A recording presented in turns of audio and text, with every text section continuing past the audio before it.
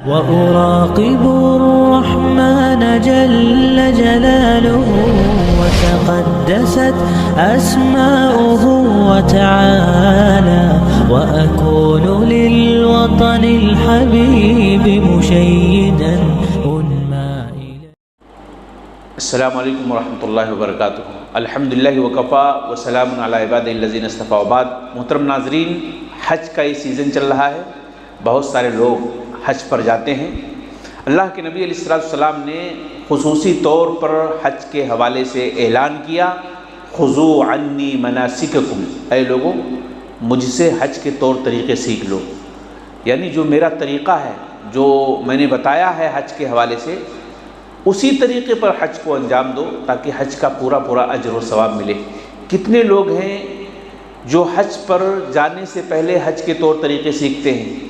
کتنے لوگ ہیں جو اللہ کے نبی علیہ السلام کے اس ارشاد پر عمل کرتے ہیں، اس تعلیم پر عمل کرتے ہیں؟ اللہ کی قسم، آدھے سے زیادہ لوگ حج کے بارے میں کچھ جانتے ہی نہیں ہیں. جب وہاں پہنچتے ہیں تو مختلف پریشانیوں کے شکار ہو جاتے ہیں، مختلف الجھنوں کے شکار ہو جاتے ہیں. حج کے مسئلے کو لے کر کے بے چین ہوتے ہیں، سوال کرتے ہیں یہ کیسے کیا جائے، وہ کیسے کیا جائے. آج کل دو سوال بہت زیادہ آتے ہیں جو لوگ حج پر جاتے ہیں ان کی طرف سے.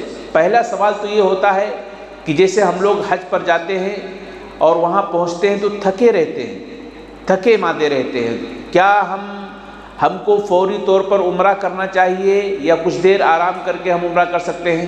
اس کا جواب یہ ہے کہ آپ کچھ دیر آرام کر کے عمرہ کر سکتے ہیں، لیکن کنڈیشن یہ ہے کہ آپ احرام کی پابندیوں میں رہیں گے. احرام کی جو پابندیاں ہیں نا، ان پابندیوں کی آپ رعایت کرتے ہوئے بالکل آپ آرام کر لیں 2-4 گھنٹے 6 گھنٹے، اس کے بعد جائیں آپ خانہ کعبہ کی زیارت کریں، اس کے بعد جائیں آپ عمرہ کریں، کوئی مسئلہ نہیں ہے. اگر آپ کا معلم یا آپ کا کوئی دوست یہ کہتا ہے کہ نہیں پہلے عمرہ کرنا پڑے گا، آپ اگر آرام کریں گے تو آپ کا عمرہ یا آپ کا حج باطل ہو جائے گا، غلط بول رہا ہے، 100% غلط ہے. اللہ تعالیٰ کو ایسے بندے کو اللہ تعالیٰ سے ڈرنا چاہیے، ایسے معلم کو اللہ تعالیٰ سے ڈرنا چاہیے جو اس طرح سکھا رہے ہیں لوگوں کو. تو محترم ناظرین، آپ کسی کے بہکاوے میں نہ آئیں. دیکھیں مسئلہ مشہور ہے نا کہ نیم ملا خطرے ایمان، نیم حکیم خطرے جان. اس طریقے سے کچھ مسئلہ کہا گیا ہے کہ آدھی جانکاری اگر ڈاکٹر کے پاس ہو تو جان کا خطرہ بن جاتا ہے، اور آدھی جانکاری اگر آدمی کے پاس ہو تو ایمان کا خطرہ بن جاتا ہے.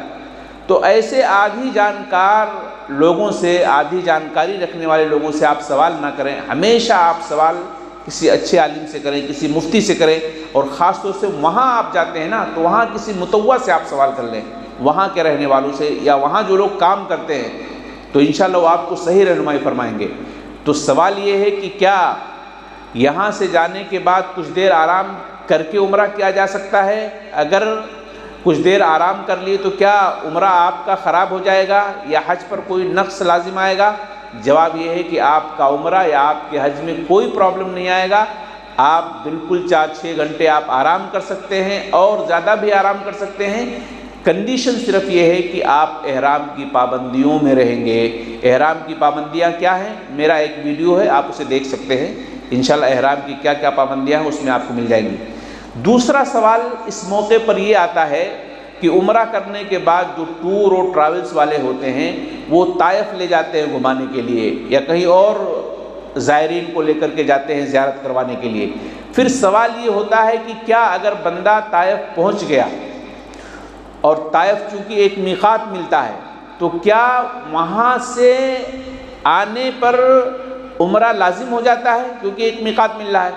جواب یہ ہے کہ وہاں سے آنے پر کوئی عمرہ لازم نہیں ہوتا ہے. اگر کوئی بندہ یہ کہتا ہے کہ اگر آپ طائف آ گئے تو یہاں سے اگر آپ مکہ جائیں گے تو آپ کو احرام میں ہونا پڑے گا، آپ کو پھر سے ایک عمرہ کرنا پڑے گا، بالکل لایانی بات ہے، غلط بات ہے. 1% کی بھی سچائی اس حقیقت میں نہیں ہے. اس لیے آپ ایسے لوگوں کے بہکاوے میں کبھی نہ آئیں جو آپ کو یہ کہہ رہے ہیں کہ نہیں آپ کو ایک عمرہ اور کرنا پڑے گا، آپ کو یہاں سے احرام باندھ کر کے آگے جانا ہوگا. آپ ایسے لوگوں کے چکر میں نہ آئیں، آپ پریشان ہو جائیں گے، آپ سمجھ نہیں پاتے ہیں کیا کرنا ہے کیا نہیں کرنا ہے۔ تو جیسا کہ میں نے اس سے پہلے کہا کہ آپ وہاں کسی متوع سے پوچھیں، انشاءاللہ آپ کی صحیح رہنمائی فرمائیں گے۔ اب جو لوگ تقلید کرتے ہیں یا جو لوگ اپنے آپ کو کسی فقہ کی بندشوں میں باندھے رہتے ہیں، مثال کے طور پر کوئی حنفی ہے، اب حنفیوں کے ہاں یہ بات ہے کہ طائف آپ پہنچ گئے تو وہاں سے آنے کے لیے خانہ کعبہ اگر آپ آ رہے ہیں تو آپ کو عمرہ لازم ہے۔ ان کے ہاں یہ ہے، ان سے اگر دلیل پوچھو کہ بھائی اس کی دلیل کیا ہے تو ان کے پاس کوئی دلیل نہیں ہے، بس ان کی کتابوں میں لکھا ہے، ان کے بزرگوں نے ایسا کہہ دیا اس لیے وہ ایسا کرتے چلے آ رہے ہیں۔ تو محترم ناظرین، خلاصہ یہ کہ آپ اگر حج پر جا رہے ہیں، آپ ظاہر بات ہے وہاں حج تمتع کریں گے۔ حج تمتع کے لیے پہلے عمرہ کرنا ہوتا ہے، آپ کچھ دیر آرام کر کے احرام کی پابندیوں میں رہتے ہوئے آپ عمرہ کر سکتے ہیں، اس میں کوئی ڈاؤٹ نہیں، اور یہی مسئلہ صحیح ہے۔